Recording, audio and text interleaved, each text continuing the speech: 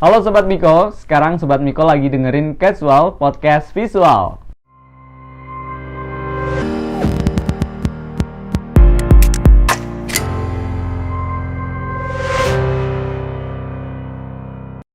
Kemarin Sobat Miko banyak yang request, Kak, coba bukan kolaborasi sih, coba pembahasannya bareng Kementerian Sosial dong, kita pengen bahas-bahas topik yang berbau sosial. Kali ini Dinar udah barengan Rai, staf muda di BEM STMM Yogyakarta dari Kementerian Sosial yang bakalan nemenin Dinar membahas tentang isu sosial yang mungkin relate dengan kita. Ya betul, relate dan deket gitu. Mungkin Rai boleh dikasih tahu ke Miko, ke Sobat Miko maksudnya, kita mau bahas tentang apa sih? Kita hari ini mau bahas tentang manusia dan sampah. Manusia dan sampah. Kenapa tuh Rai? Mungkin Sobat Miko boleh dikasih tahu lagi kenapa manusia dan sampah nih? Nah, kan seperti yang kita tahu ya, manusia itu selalu memproduksi sampah. Betul. Setiap hari kita menggunakan tempat-tempat plastik Betul. untuk makan dan minum. Betul banget. Itu membuat tingkat sampah di Indonesia tuh makin meningkat tiap tahunnya kayak gitu. Tiap tahunnya, betul banget. Karena kalau emang ngomongin soal sampah itu bakalan deket banget dengan kehidupan kita, karena ya kita nggak bisa lepas dari sampah sih, karena makanan yang kita makan, minuman, ya tempat minuman itu juga dari plastik yang nantinya calon sampah. Jadi calon sampah itu dia. Tapi menurut Rai sendiri, dan mungkin nanti menurut Sobat Miko boleh juga komen, kenapa sih sampah di Indonesia, terutama di Indonesia itu kayak masih meningkat terus gitu? Itu kan sebenarnya semua itu kan dari kesadaran diri kita sendiri kan. Nah, kenapa sih sampah di Indonesia tuh masih meningkat terus? Karena menurut aku kayak banyak masyarakat yang belum sadar akan dampaknya ke lingkungan kayak gitu. Sih betul banget, karena aku mau sedikit cerita ke Sobat Miko juga, ke Rai juga, mungkin karena Rai ikut ya kemarin ya. Jadi aku mau cerita ke Sobat Miko, waktu itu Kementerian Sosial pernah berkunjung ke Pantai Samas, di mana di sana ada program penanaman pohon mangrove.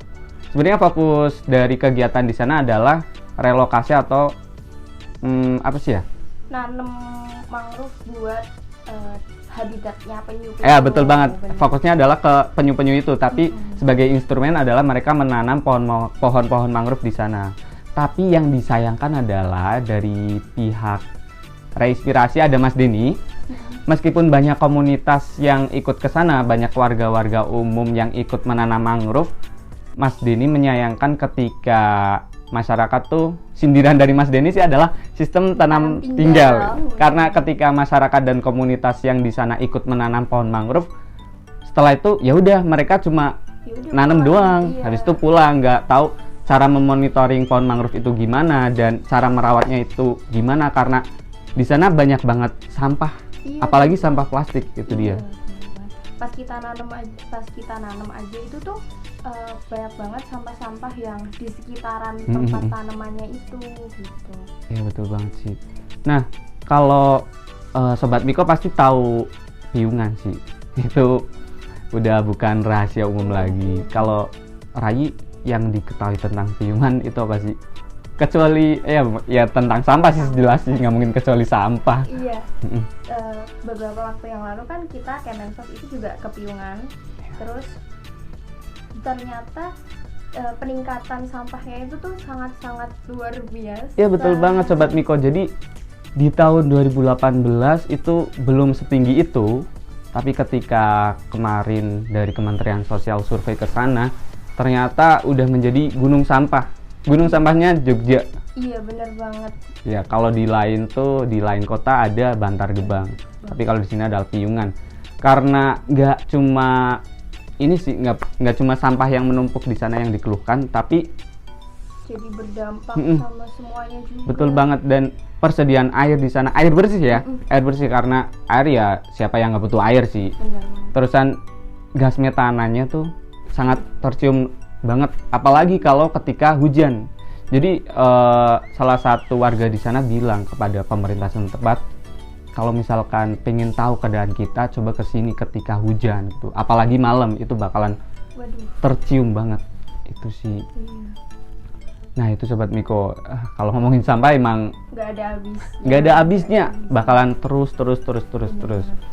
Tapi kalau Rai sendiri dan Sobat Miko, cara mengatasi sampah itu gimana sih? Dari Rai atau Sobat Miko sendiri nanti ya? Kalau dari aku sendiri tuh mulai akhir tahun yang lalu aku udah menggunakan tas belanja untuk aku belanja. Jadi ketika aku belanja tuh udah nggak pernah lagi pakai plastik, karena mungkin itu hal kecil tapi itu benar-benar bisa berdampak untuk kedepannya kayak gitu. Ya, dan mungkin ada beberapa teman kita yang memakai tumbler nggak sih ketika datang ke kafe atau ke tempat-tempat nongkrong lainnya. Jadi emang benar-benar mengurangi sampah plastik, apalagi di kafe-kafe kan kebanyakan memakai cup plastik kan. Benar. Itu dia. Kalau mungkin aku pengen cerita juga ke Sobat Miko, dari aku sendiri ketika aku ke supermarket atau mana yang ketika aku belanja, meskipun itu nggak banyak ya, aku meminimalisir ketika ditawarin mau pakai plastik, Kak, nggak usah. Sayang penyu Mbak, sayang lumba-lumba juga saya, Mbak, gitu. Saya gitu sih, lebih ke situ sih. Tapi mungkin dari Rai nih buat Sobat Miko, kasih tahu gimana sih cara mengolah sampah, bukan mengolah sampah sih, gimana sih biar kita mengurangi gitu. Karena ya di sini kita cuma buanglah sampah pada tempatnya, zero waste, tapi ya udah lewat doang gitu loh. Jadi aku mau ngasih tahu buat Sobat Miko, yuk kita mulai dari diri kita sendiri. Kita pakai tumbler kalau kita ke kafe, terus kita pakai tas belanja kalau kita belanja, untuk mengurangi sampah-sampah plastik itu.